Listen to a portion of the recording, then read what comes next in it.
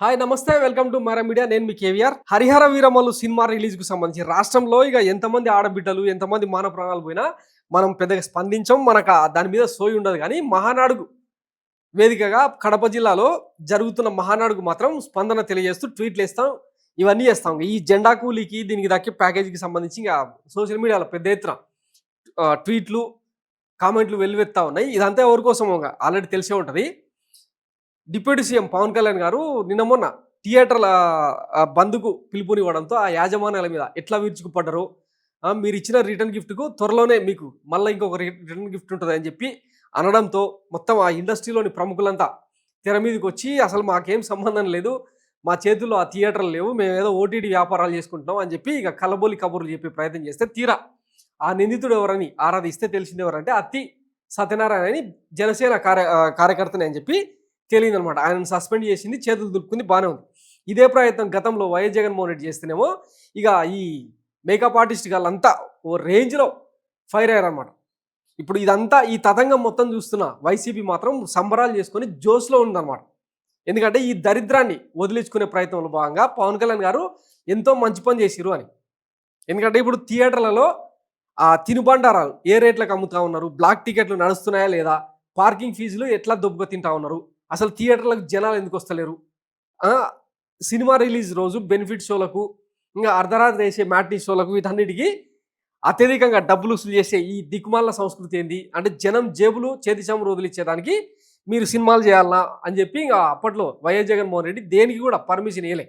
పైగా థియేటర్లు అన్నీ కూడా as per norms government rules ప్రకారం ఉన్నాయా లేవా అని చెప్పి చెక్ చేయించకపోతే ఇంకా ఆయన మీద ఇంకా మన కిరాణా కొట్టు నానిగాడు, ఇంకా రామ్ పోతినేని గాడు, ఇట్లా చాలామంది ఉన్నారు కదా మేకప్ ఆర్టిస్ట్ గారు, వీళ్ళంతా ఓ అని ఇంకా ఓనర్ పెట్టి ట్వీట్లు వేస్తున్నారు అన్నట్టు. ఇప్పుడు ఏ ఒక్కడు మాట్లాడతాడు. అదే ప్రయత్నం పవన్ కళ్యాణ్ గారు ఇప్పుడు రాజమండ్రిలో కాకినాడలో కొన్ని థియేటర్లను అధికారులను ఉసిగొల్పి పంపించి తనిఖీలు చేపిస్తూ ఉంటే అందరికీ సమ్మగా ఉందన్నమాట. ఇప్పుడు దీంతో వైఎస్ జగన్ అభిమానులందరూ కూడా చాలా హ్యాపీగా ఫీల్ అవుతూ ఉన్నారు.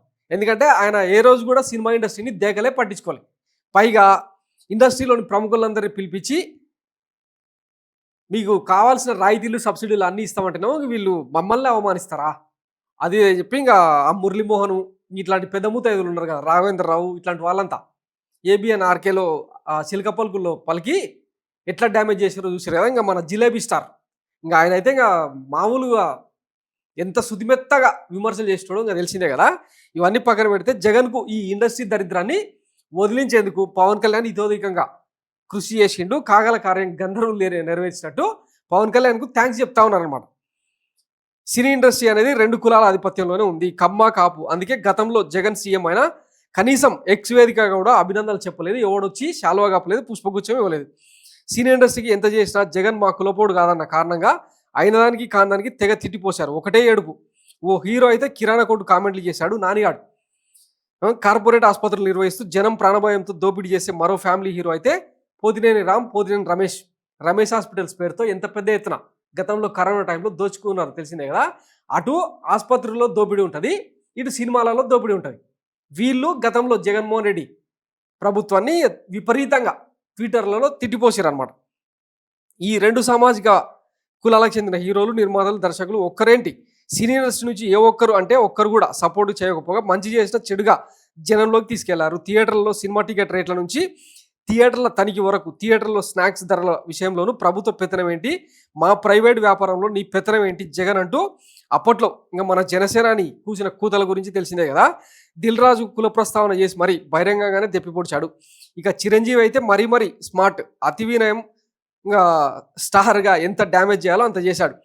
ఇప్పుడు సినీ ఇండస్ట్రీలో సీన్ రివర్స్ అయింది. డిప్యూటీ సీఎం పవన్ కళ్యాణ్ తన సొంత ఇండస్ట్రీ పైనే పెత్తనం చేస్తున్నాడు, థియేటర్లలో తనిఖీలు చేస్తున్నాడు, ధరలను నియంత్రిస్తున్నాడు. సినీ ఇండస్ట్రీపై ప్రభుత్వ పెత్తనం ఉంటుందని ఓపెన్గానే చెప్పేశాడు. టికెట్ల రేట్ల పెంపు ప్రభుత్వ బాధ్యత, ప్రభుత్వ పరిధిలో అంటూ పెద్ద లేఖనే రాసిండు కదా. అప్పట్లో జగన్ ఎంతో స్మూత్గా, ఎంతో పద్ధతిగా, వినయంగా చెప్తే ఎగిరెగిరి పడిన కిరాణా కొట్టు హీరోగాడు, కార్పొరేట్ ఆసుపత్రుల ఫ్యామిలీ హీరోగాడు ఇప్పుడు మాత్రం నోట్లో ఏం పెట్టుకున్నారో తెలియదు. మరి ఒక్క మాట అంటే ఒక్క మాట కూడా అనడం లేదు, కనీసం ట్వీట్ కూడా చేయడం లేదు.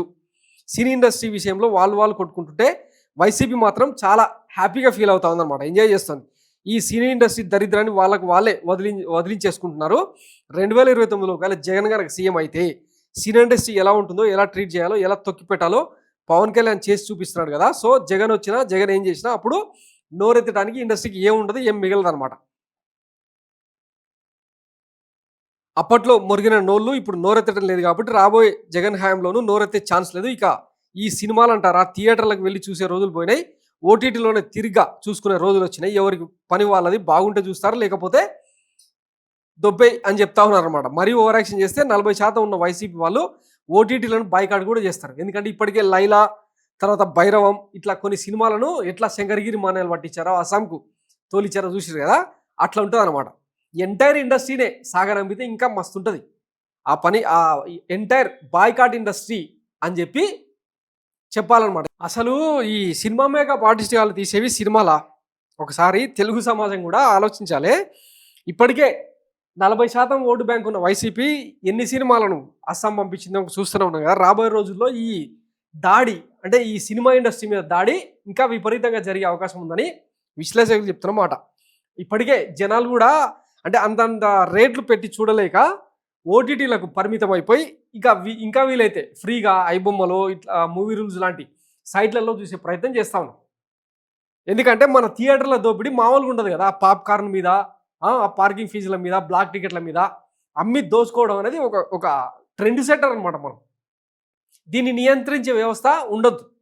ఎందుకంటే థియేటర్ యాజమాన్యాలకింత, హీరోలకింత, నిర్మాతలకింత, బయ్యర్లకింత కమిషన్ రూపంలో రావాలి కదా. ఇదంతా పోలీసులకు తెలిసి జరిగే వ్యవహారం. ఇప్పుడు దాని మీద పవన్ కళ్యాణ్ గారు ఛార్జ్ తీసుకోవడంతో ఇక కాగల కార్యం గంధర్వులు తీర్చినట్టు ఇది. రేపు ఎవరు అధికారంలోకి వచ్చినా ఇదే ఫార్ములాను ఇంప్లిమెంట్ చేస్తారు. పైగా జగన్కు ఊడేది కూడా ఏం లేదు. ఎందుకంటే ఇండస్ట్రీ మొత్తం కమ్మలు కాపులే. రెడ్డి సామాజిక వర్గం నుంచి ఎవరు పెద్దగా లేరు, ఉన్నా కూడా వాళ్ళకు ఊడేది ఏం లేదు. కాబట్టి ఖచ్చితంగా వీళ్ళకి మాత్రం సినిమా చూపించడం గ్యారంటీ అని ఒక చర్చ తెర మీదకి వచ్చిందనమాట. సో ఈ రకంగా జగన్కు ఓ దరిద్రాన్ని పవన్ కళ్యాణ్ దగ్గరుండి వదిలించినట్టు అయింది.